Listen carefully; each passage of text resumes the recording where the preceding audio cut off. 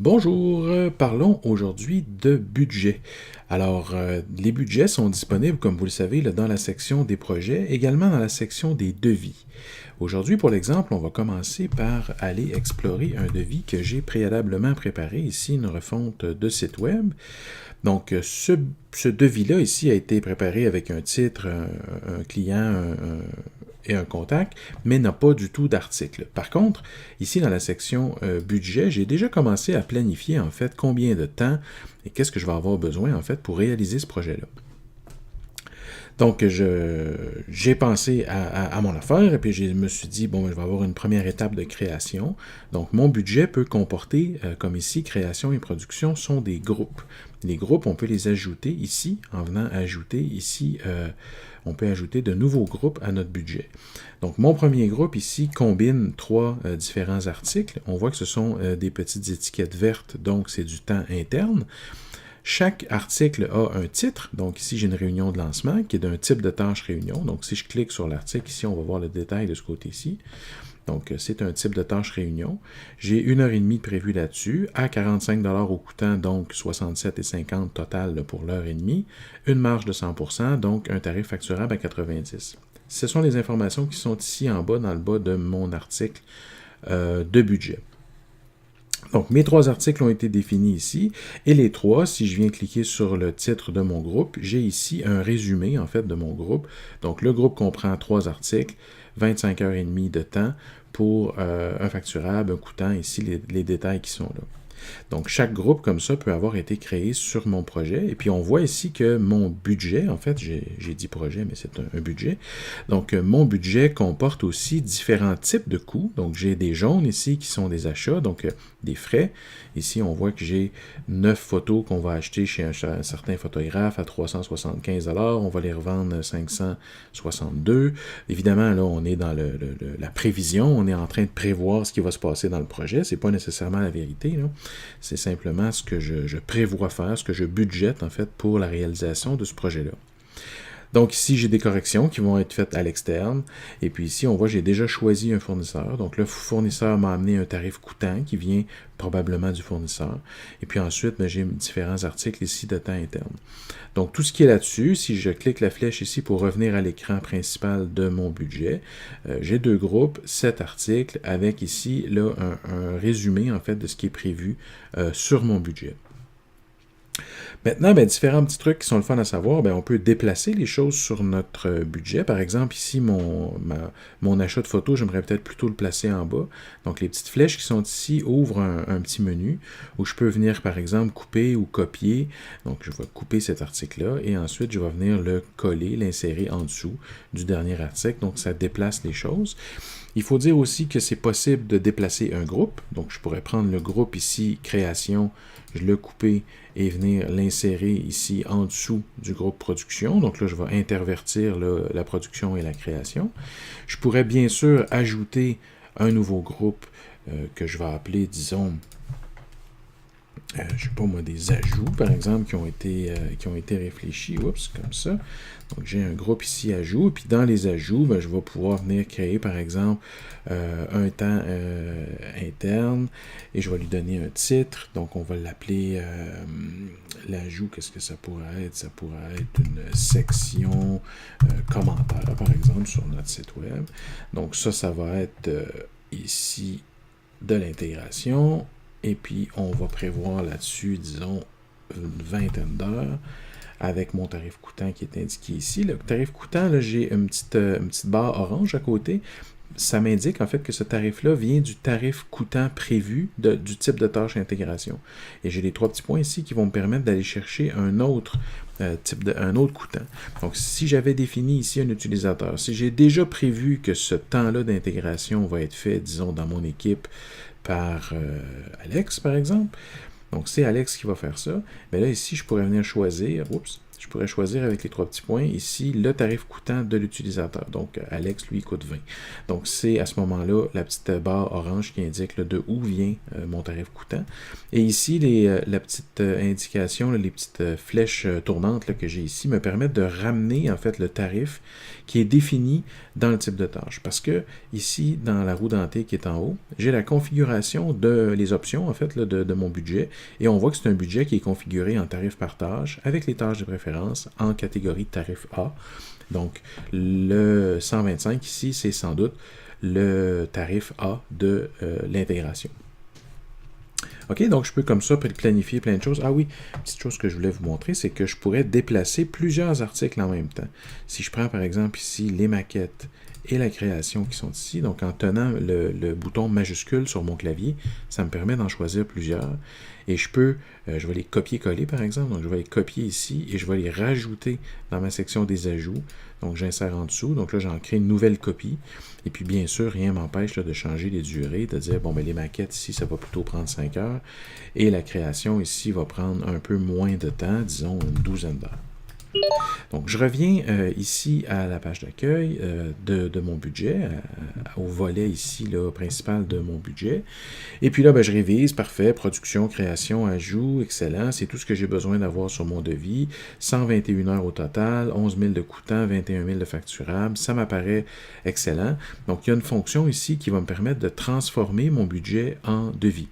Donc, cette fonction-là, ici, ce que ça fait, c'est que ça va rédiger mon devis automatiquement à partir de ce que j'ai prévu ici sur mon budget. Donc là, la casserole a généré comme ça un premier groupe production avec mes corrections, ma programmation, ma intégration, tout ça, tous les détails de ce que j'ai prévu. OK, donc j'ai tout mon devis qui a été créé automatiquement.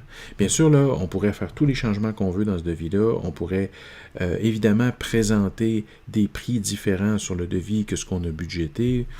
On s'entend que le devis est plutôt un document de vente, donc qu'on va formater de façon à le présenter au client pour qu'il décide de faire affaire avec nous, alors que le budget, c'est plutôt un document de production qui s'adresse aux employés, à vos utilisateurs, pour leur permettre de bien comprendre qu'est-ce qu'est le projet, puis c'est combien de temps qu'on a planifié là-dessus. Donc, ça peut être similaire, mais il peut tout à fait avoir des différences aussi. Ça vous regarde là, de préparer les choses comme vous voulez. Il y a une autre vidéo sur les devis, donc on ne va pas s'éterniser ici, mais on va supposer que ce devis-là a été envoyé au client et que le client l'a accepté. Bien sûr, on a la possibilité ici de transformer en projet. Donc, on va tout simplement cliquer le bouton. On voit là, que le devis n'est pas connecté à un projet. Il n'y a pas de nom de projet ici. Donc, je vais le transformer en projet. Ce devis-là va, à ce moment-là, se convertir. En fait, il va pas nécessairement se convertir, mais il va s'attacher à un nouveau projet. Donc, j'ai un projet ici qui porte le numéro, le 2015, qui contient, en fait, ici, dans la section devis, une connexion avec mon devis qu'on vient de faire de 21 000, mais surtout, dans la section budget, je retrouve exactement le même budget avec les mêmes chiffres que j'avais prévus au moment de préparer ce budget-là dans ma fiche de devis. Donc, ça va jusqu'à maintenant. Petite chose que je voulais vous montrer tout à l'heure, là, c'est que une fois rendu dans le projet, par exemple, je pourrais me dire, ouais, finalement, après discussion avec le client, les 20 heures prévues ici pour la section commentaires, ça m'apparaît trop peu. Donc, on peut ici faire des révisions. Donc, il y a une possibilité ici d'ajouter des heures ou de réduire. Là, on peut mettre des chiffres en négatif. Donc, je pourrais ajouter une dizaine d'heures, puis là, mettre, je sais pas, moi, le client est au courant. Là, on augmente le nombre d'heures parce que, bon, on s'était mal compris au départ ou quoi que ce soit. Donc, on peut tout à fait là, ajouter ou soustraire, donc réviser. Donc là, maintenant, ici, j'ai 30 heures au lieu des 20 heures prévues. On est rendu à 30 heures pour réaliser cette étape-là. Donc, mon budget fait partie de mon projet. Donc, le projet, évidemment, apparaît dans ma journée. Donc, allons ici dans ma journée. Je vais vous montrer une petite fonction qui est quand même bien intéressante. Donc, c'était le projet 2015, qui n'est clairement pas un de mes projets favoris. Donc, je le trouve ici. Je vais d'ailleurs l'ajouter à mes favoris. Donc, j'ai la refonte du site web ici pour Centaurus. Et ce que je voulais vous montrer, c'est que vos utilisateurs, on s'entend que je n'ai pas créé de tâches encore, mais vos utilisateurs peuvent ajouter des coûts, soit avec le chronomètre ou soit avec en ajoutant un coût directement comme ça. Et on a cette ligne-là ici qui est intéressante, qui permet à l'utilisateur de venir voir les différents temps qui ont été prévus au budget. Donc, j'ai de la programmation, de l'intégration, une réunion de lancement, j'ai différents titres avec les types de tâches et un nombre d'heures prévues et un nombre d'heures réalisées. Donc, évidemment, le projet débute, donc on n'a aucune heure réalisée jusqu'à maintenant. Donc, si l'utilisateur aujourd'hui a participé, disons, à la réunion de lancement, clique ici sur réunion de lancement. Ce n'est pas un clic de plus parce que le type de tâche se sélectionne automatiquement. C'est un type de tâche réunion. Il a mis, je ne sais pas, moi, 45 minutes là-dessus, donc 0.75 heures, virgule 75. Et puis, mais ici, c'était, bon, là, la réunion s'est inscrite à 7 heures du matin. C'est une réunion très tôt, on va dire. Donc, oups, réunion de lancement.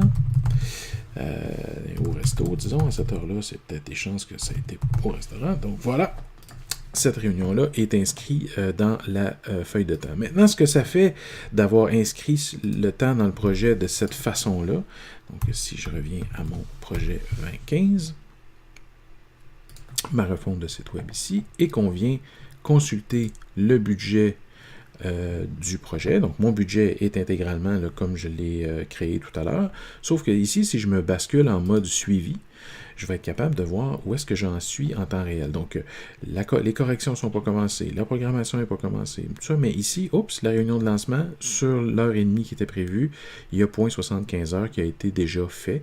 Et quand je clique sur cette ligne-là en mode suivi, je vais avoir ici Maxime, le 2 janvier, 2 février, qui a fait cette période de temps-là pour 93 et 75. Donc, on peut comme ça venir suivre vraiment dans le détail l'avancement du projet en lien direct avec le budget.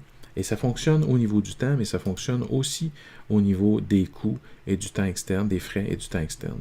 Donc, on peut vraiment suivre son budget de façon beaucoup plus serrée là, avec la section suivi. Et puis ici aussi, on a un détail en fait de tout l'avancement du projet qui ressemble beaucoup à ce qu'on a dans le projet. Là. Donc, les 102 heures prévues, 1 heure de fait jusqu'à maintenant, c'est arrondi. Là, on a 0.75 qui a été fait, donc ça a été arrondi à 1 heure. Autre petite chose que je veux vous montrer, c'est la possibilité en mode édition dans mon projet de venir directement créer des tâches. Donc, la fameuse programmation affectée qu'on a prévue en fait dans ce projet-là, les 21 heures, je pourrais venir ici créer une tâche, dire, bon, ben, je sais pas, moi, lundi, le 4, il va avoir... qui est-ce qui pourrait bien faire la programmation? Tiens, je vais me l'affecter à moi-même. Donc, Maxime va faire ici 4 heures de programmation. Je pourrais décrire ici qu'est-ce qu'il y a à faire. Donc, tu sais, suivre le plan et faire... voilà, là, donc... Okay. Et puis, j'ajoute une tâche et cette tâche-là va maintenant apparaître là, dans ma journée à mon nom. Donc, il y a une tâche à faire. Et cette tâche-là peut être créée, bien sûr, là, à travers l'outil habituel de création de tâches, mais peut être faite directement ici à partir des budgets dans vos différents projets. Autre chose qui peut arriver, ok, je vais laisser cette fenêtre-là ouverte, on va retourner dans ma journée et on va supposer que quelqu'un, dans ce projet-là, donc on avait ici notre projet 2015, le projet 2015 ici, quelqu'un a ajouté du temps, mais cette personne-là ne s'est pas nécessairement donné la peine d'aller inscrire sur quelle ligne de budget on va mettre le temps. Ou on pourrait penser que, je ne sais pas, moi aujourd'hui j'ai fait de la traduction par exemple, mais bon, le chef de projet a oublié de prévoir la traduction. Bon ben moi je vais venir directement ici inscrire traduction. Donc je vais choisir mon type de tâche ici, traduction. Et puis je vais mettre que j'ai fait, disons, 2 heures de traduction. Puis là, ben, je sais pas, moi c'était texte à traduire en français. Voilà. OK. Donc, j'ai inscrit comme ça une période de temps dans ce projet-là, et cette période de temps-là n'était pas prévue au budget. Alors, comment ça va se présenter si je reviens derrière ici sur mon budget, bien, à ce moment-là, on se place en mode suivi, et on va voir ici que j'ai, à ce moment-là, 2 heures ici qui ont été inscrites comme étant hors budget. Donc, j'ai du temps qui a été fait hors budget. En cliquant sur une des lignes ici, je peux venir voir dans mes coûts hors budget, voir qu'est-ce que c'est. Oh, j'ai de la traduction ici qui a été fait hors budget.